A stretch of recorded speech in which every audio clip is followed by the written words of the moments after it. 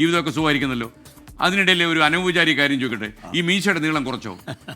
ഇല്ല കുറച്ചിട്ടില്ലല്ലോ. മീശയായിരുന്നു അങ്ങയുടെ കരുത്ത് കാണുമ്പോൾ.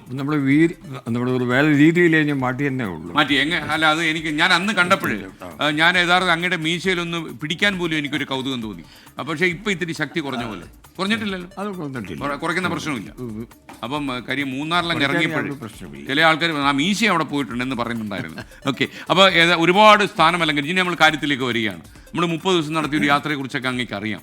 അപ്പോൾ പക്ഷേ എനിക്ക് മനസ്സിലായ ഒരു കാര്യം, അങ്ങനെ എനിക്ക് വാട്സപ്പിലേക്ക് എന്തെങ്കിലും സന്ദേശമായപ്പോൾ ഞാനും എൻ്റെ സംഘവും കണ്ടെത്തിയതിനേക്കാളും ഗുരുതരമാണ് കേരളത്തിലെ പ്രശ്നങ്ങൾ എന്ന് മനസ്സിലാക്കുന്നു. അങ്ങ് ഇത്രയും കാലം എക്സൈസിലൊക്കെ മേധാവിയായിരുന്ന ആളാണ്.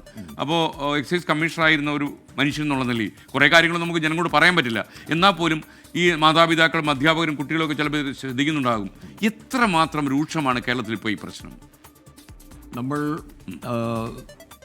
2014 ഇതിനുമായിട്ട് എക്സൈസ് കമ്മീഷണറായ ശേഷമാണ് നമുക്ക് ഇതിൻ്റെ ഗുരുതാവസ്ഥ നമുക്ക് മനസ്സിലാക്കാൻ സാധിച്ചത്. അപ്പോൾ ഒരു കാര്യം ആദ്യത്തിന് ഞാൻ പറയാം, നമ്മൾ കേരളത്തിൽ ഇതിനെ സംബന്ധിച്ച് നമ്മൾ ഗൗരവമായിട്ട് ഇതിനെ കാണുന്നു. ഒരു പോലീസും എക്സൈസും തത്സമയത്തിൽ നടപടി എടുത്തുകൊണ്ടിരിക്കുന്നു. അതായത് ഒരു ചെറിയ ഒരു തോത് ഉണ്ടെങ്കിലും അതിന് ഒരു കേസ് നമ്മൾ എടുത്തിരിക്കുന്നു. ഈ പ്രശ്നം ലോകത്തിലും ഉണ്ട്, കേരളത്തിൻ്റെ ബാക്കി 27 സംസ്ഥാനങ്ങളിലും ഉണ്ട്, എല്ലാ സ്ഥലത്തിലും ഉണ്ട്. നമ്മളെ ഇവിടെ കൂടുതൽ അത് കാണുന്നത് കാരണം നമ്മളെ എല്ലാ കേസുകളും എടുത്തുകൊണ്ടിരിക്കുന്നത് കൊണ്ട് മറ്റു സംസ്ഥാനക്കാർ അങ്ങനെ രജിസ്റ്റർ ചെയ്യുന്നില്ല അല്ലേ? ഇതിൻ്റെ ഒരു ഉദാഹരണം ഞാൻ നേരത്തെ ഞാൻ പറഞ്ഞിട്ടുണ്ട്. ഒറ്റ ഉദാഹരണം മാത്രം ഒന്ന് അറിഞ്ഞാൽ മതി. ഉത്തർപ്രദേശിൻ്റെ ജനസംഖ്യ 34 കോടിയാണ്.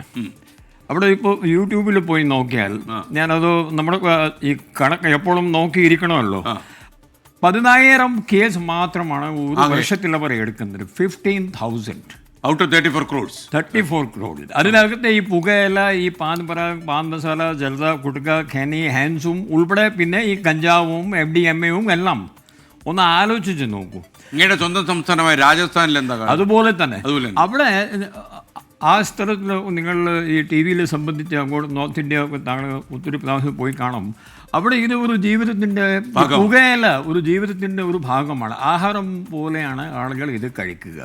അത് അവർ ഇതൊരു പ്രശ്നമായിട്ട് കാണുന്നേ ഇല്ല. സർക്കാർ ഇത് ഒരു പുകയില തന്നെ നമ്മുടെ നാട്ടുകാർ കഴിക്കാൻ പാടില്ല എന്ന് പറഞ്ഞിട്ട് 23 വർഷം മുമ്പ് COTPA cigarette and other tobacco products act കൊണ്ടുവന്നിട്ടുണ്ട്.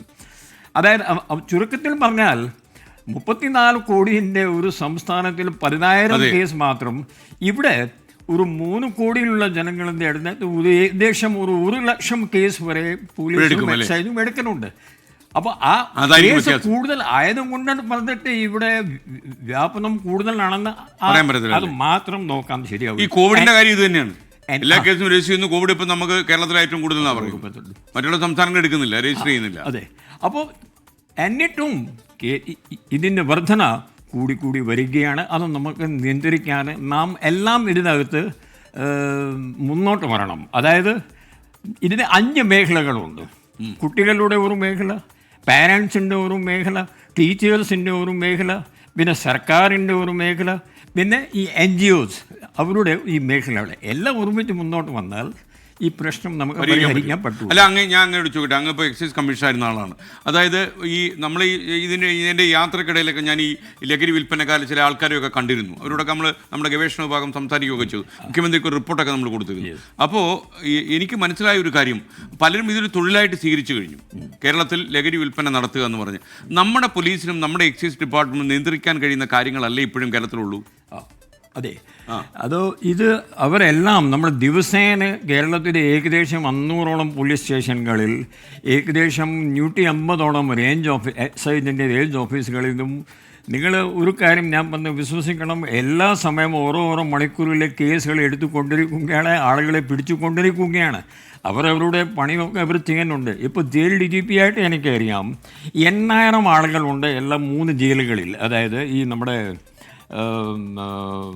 സെൻട്രൽ ജയിലുകൾ 3 ഉണ്ടല്ലോ, അതിൽ 8,000 തിരുവനന്തപുരം, കണ്ണൂർ 8,000 ആളുകളിൽ 8,000 ആളുകളും പിന്നെ അതിനകത്ത് 30% ആളുകൾ ഇപ്പോൾ ഇവിടെ കിടക്കുന്നത് ഈ ലഹരി വസ്തുവിൻ്റെ കച്ചവടവും അതിൻ്റെ വിൽപ്പന 30% അവിടെയാണ്. ഉൽപാദനം, ഉപയോഗം, വിൽപ്പന, പിന്നെ വിതരണം. അതിൽ വിദേശമുള്ളവരുണ്ടോ? ഈ 30% വിദേശമുള്ള ആൾക്കാരുണ്ടോ? വിദേശികളിലെ ഒരു കേരള ജയിലുകളിൽ കിടക്കുന്നത് ഒരു ഏകദേശം ഒരു 100ഓളം ഈ നൈജീരിയ, കെനിയ, ഫിലിപ്പീൻസിലുള്ള ആളുകൾ അവിടെ കിടപ്പുണ്ട്. അവരേതായാലും 100% ഈ കേസിൽ പെട്ടവരാണ്.